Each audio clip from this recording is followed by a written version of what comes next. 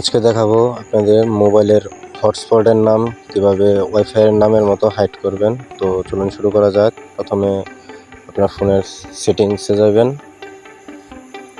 সেটিংসে যাওয়ার পর খুঁজে বের করবেন মোবাইল হটস্পট। যেমন আমার এখানে আছে হলো এই যে আপনার পোর্টেবল হটস্পট, ওইটাতে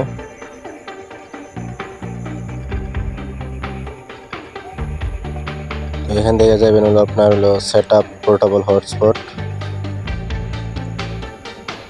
আপনার হটস্পট সেটিং আসার পর যাবেন হলো সেট আপ পোর্টেবল হটস্পটে।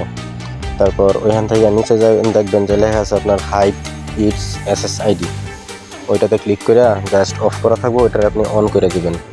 তো অন করে দেওয়ার ফলে একটা জিনিস হইব কি, যে আপনার যে ফোনের যে হটস্পটের নামটা আছে ওইটা ওয়াইফাইয়ের নামের মতো মানে হাইড হয়ে যাবে অটোমেটিক। তো হাইড হয়ে যাওয়ার পর আপনি ওই ওয়াইফাই যেভাবে আপনি কানেক্ট করেন যে অ্যাড নেটওয়ার্কে যায়, তো সেম একইভাবে অ্যাড নেটওয়ার্কে যায় আপনি ওইটারে কানেক্ট করতে হবে আপনার নাম দিয়ে, তারপর হলো পাসওয়ার্ড দিয়ে। ভিডিওটা যদি আপনাদের কাছে ভালো লেগে থাকে তো আমার চ্যানেলটা সাবস্ক্রাইব করে দেবেন আর বেশি বেশি করে শেয়ার করে দেবেন।